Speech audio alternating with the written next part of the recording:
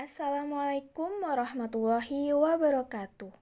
Halo semuanya, pada video kali ini kami dari kelompok 5 mata kuliah Leadership, Prodi Manajemen Fakultas Ekonomi dan Bisnis Unila akan membahas tentang teori kontingensi dengan dosen pengampu Dr. Nova Mardiana SEMM. Dan berikut anggota dari kelompok 5, yaitu Alika Humaira, Aulia Oktaviani, Ihwan Erik Pratama, Diki Attamaputra, dan yang terakhir Sinta Anzani.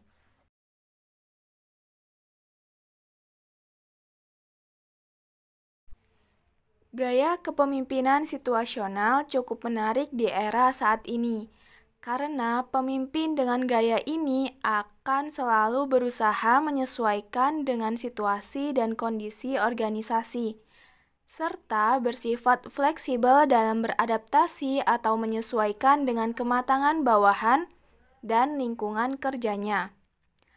Hal itu sesuai dengan kondisi dan situasi saat ini yang menuntut pemimpin harus bersifat akomodatif dan aspiratif terhadap lingkungan kerjanya. Definisi kepemimpinan situasional adalah a leadership contingency theory that focuses on follower readiness or maturity.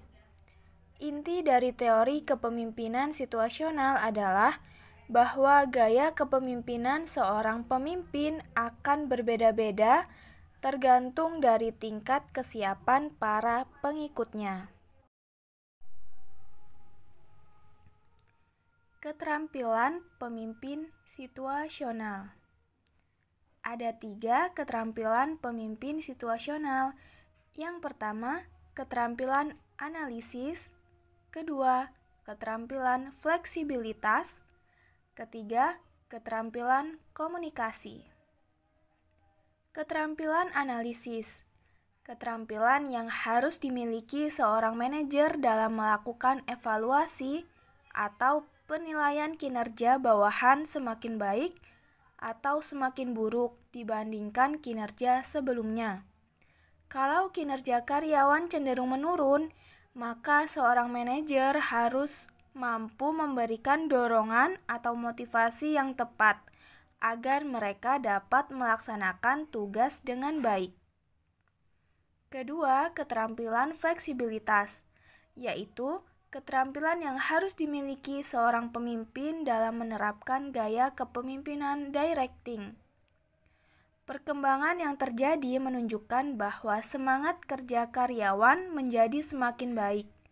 Rasa tanggung jawab mulai tumbuh, dan mereka dapat bekerja secara mandiri, sehingga dapat diterapkan gaya kepemimpinan delegating.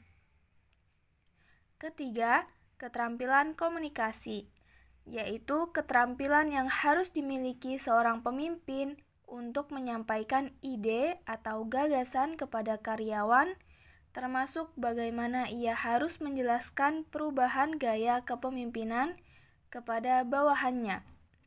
Yang terpenting adalah bagaimana mengkomunikasikan ide atau gagasan tersebut dengan jelas dan mudah dipahami dengan baik oleh karyawan, sehingga dapat dihindarkan kesalahpahaman dalam berkomunikasi.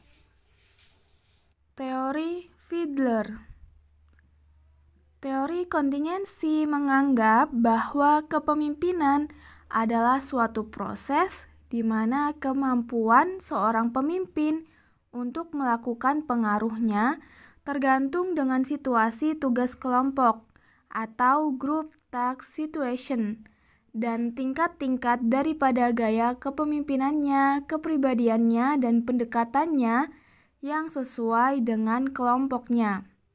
Dengan perkataan lain, menurut Fiedler, seorang menjadi pemimpin bukan karena sifat-sifat daripada kepribadiannya, tetapi karena berbagai faktor situasi dan adanya interaksi antara pemimpin dan situasinya. Model kontingensi dari kepemimpinan yang efektif dikembangkan oleh Fiedler tahun 1967. Menurut model ini, maka the performance of the group is contingent upon both the motivational system of the leader and the degree to which the leader has control and influence in a particular situation, the situational favorableness. Fiedler 1974. Teori atau model kontingensi Fiedler 1967 sering disebut teori situasional karena teori ini mengemukakan kepemimpinan yang tergantung pada situasi. Model atau teori kontingensi Fiedler melihat bahwa kelompok efektif tergantung pada kecocokan antara gaya pemimpin yang berinteraksi dengan subordinatnya sehingga situasi menjadi pengendali dan berpengaruh terhadap pemimpin. Teori kontingensi melihat pada aspek situasi dari kepemimpinan. Organization context. Fiedler mengatakan bahwa ada dua tipe variabel kepemimpinan, yaitu leader orientation dan situation favorability. Nah, kali ini yang pertama akan dibahas tentang leader orientation. Leader orientation merupakan pilihan yang dilakukan pemimpin pada suatu organisasi berorientasi pada relationship atau berorientasi pada task. Leader orientation diketahui dari skala semantik diferensial dari rekan yang paling tidak disenangi dalam organisasi atau least preferred coworker atau LPC. LPC tinggi jika pemimpin tidak menyenangi rekan kerja, sedangkan LPC yang rendah menunjukkan pemimpin yang siap menerima rekan kerja untuk bekerja sama. Skor LPC yang tinggi menunjukkan bahwa pemimpin berorientasi pada relationship. Sebaliknya, skor LPC yang rendah menunjukkan bahwa pemimpin berorientasi pada tugas. Selanjutnya yaitu situation favorability. Situation favorability adalah tolak ukur sejauh mana pemimpin tersebut dapat mengendalikan suatu situasi yang ditentukan oleh 3 variabel situasi.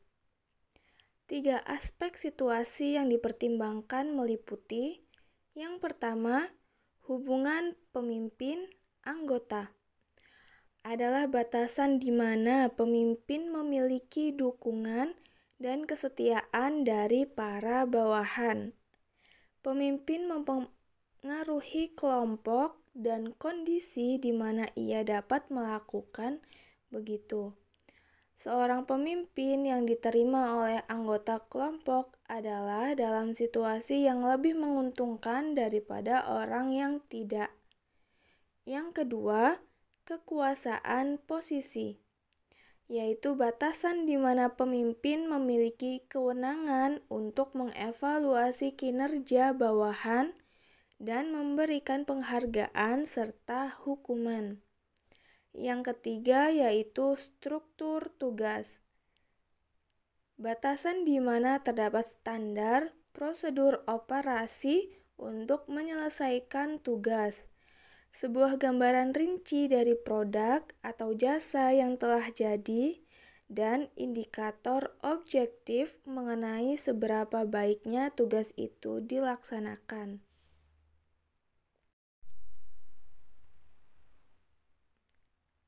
Selanjutnya kita akan membahas teori path goal. Teori path goal adalah suatu model kontingensi kepemimpinan yang dikembangkan oleh Robert House. yang menyaring elemen-elemen dari penelitian Ohio State tentang kepemimpinan pada initiating structure dan consideration serta teori pengharapan motivasi.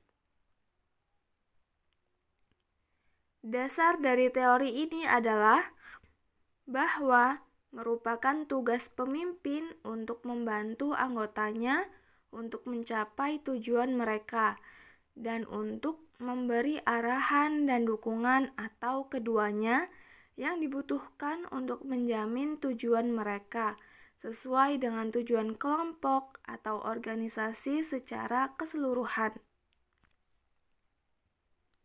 Istilah PAT goal ini datang dari keyakinan bahwa pemimpin yang efektif memperjelas jalur untuk membantu anggotanya dari awal sampai ke pencapaian tujuan mereka dan menciptakan penelusuran di sepanjang jalur yang lebih mudah dengan mengurangi hambatan dan pitfalls.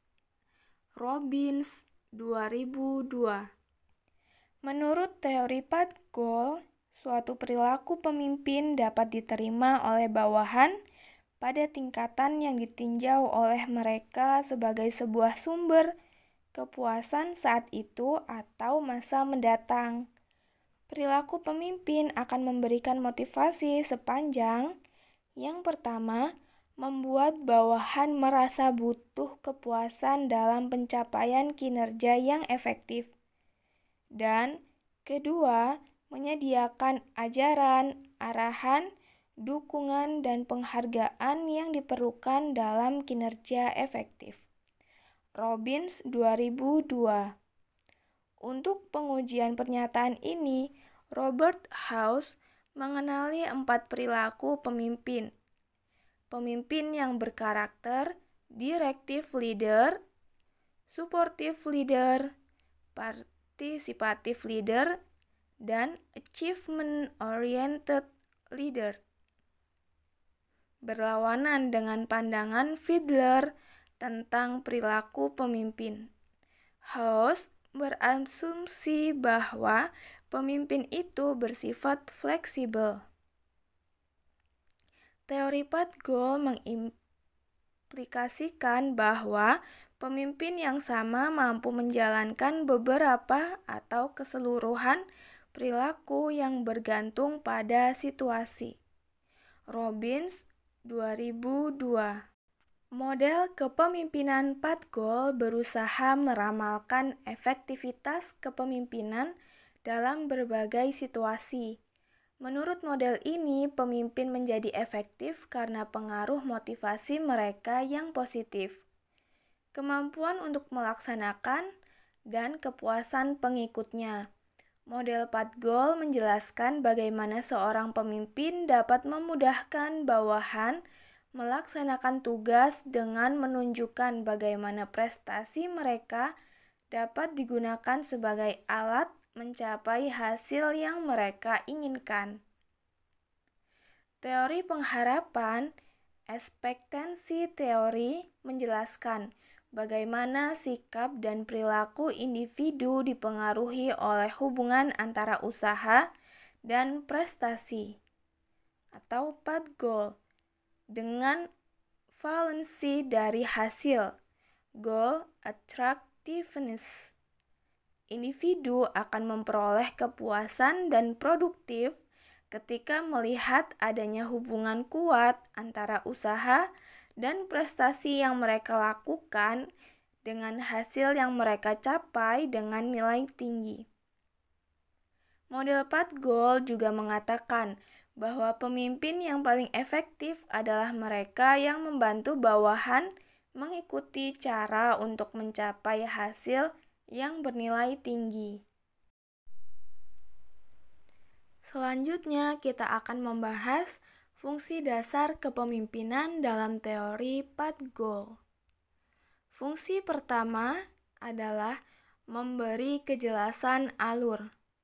Maksudnya, seorang pemimpin harus mampu membantu bawahannya dalam memahami bagaimana cara kerja yang diperlukan di dalam menyelesaikan tugasnya. Fungsi kedua adalah meningkatkan jumlah hasil atau reward bawahannya dengan memberi dukungan dan perhatian terhadap kebutuhan pribadi mereka.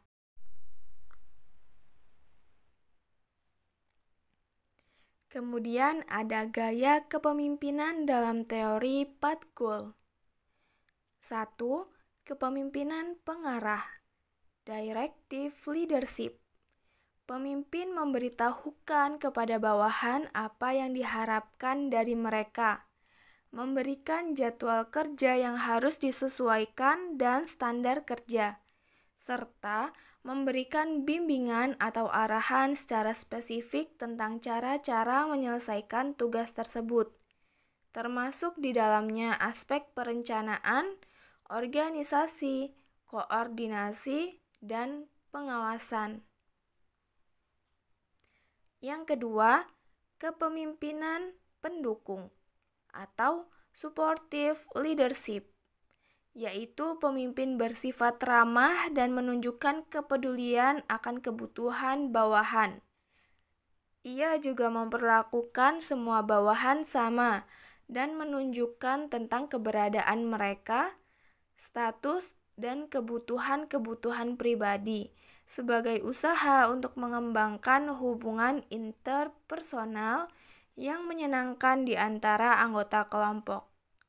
Kepemimpinan pendukung atau suportif memberikan pengaruh yang besar terhadap kinerja bawahan pada saat mereka sedang mengalami frustasi dan kekecewaan.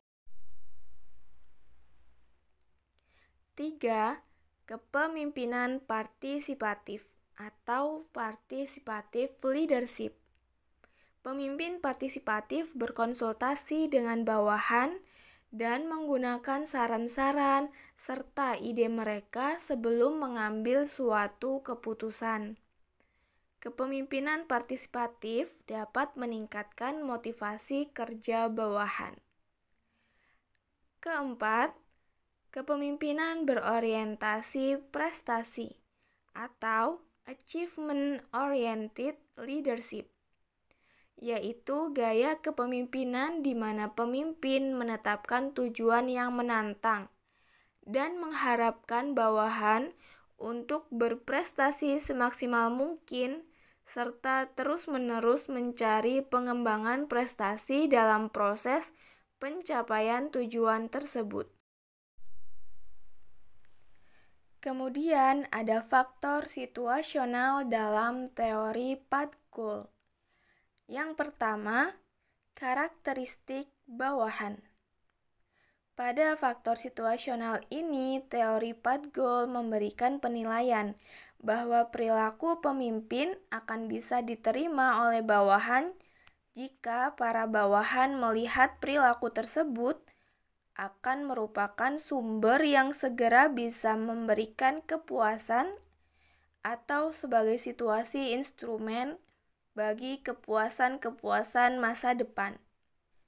Karakteristik bawahan mencangkup 3 hal, yakni letak kendali, locus of control, kesediaan untuk menerima pengaruh atau authoritarianism, dan kemampuan atau abilities. Yang kedua, karakteristik lingkungan. Pada faktor situasional ini, 4 goal menyatakan bahwa perilaku pemimpin akan menjadi faktor motivasi terhadap para bawahan. Jika yang pertama, perilaku tersebut akan memuaskan kebutuhan bawahan, sehingga akan memungkinkan tercapainya efektivitas dalam pelaksanaan kerja. 2. Perilaku tersebut merupakan komplimen dari lingkungan para bawahan yang dapat berupa pemberian latihan, dukungan, dan penghargaan yang diperlukan untuk mengidentifikasikan pelaksanaan kerja.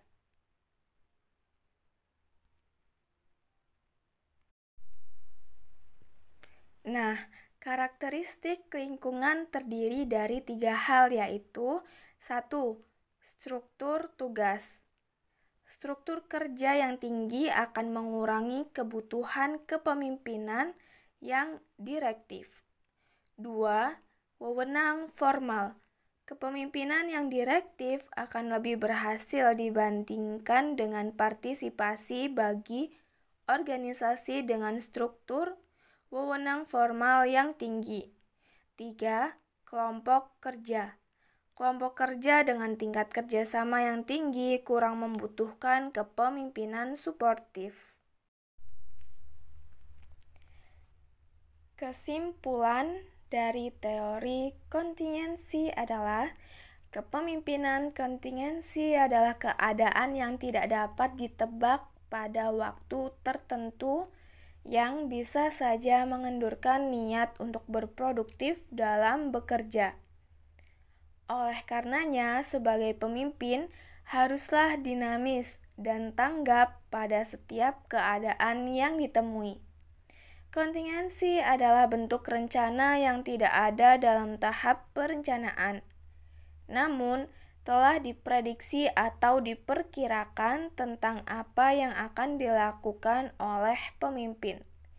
Sama halnya dalam sebuah pekerjaan, ada beberapa hal yang seharusnya dapat dikendalikan, tetapi saat itu pula harus butuh kekuatan lain agar semuanya dapat terkendali.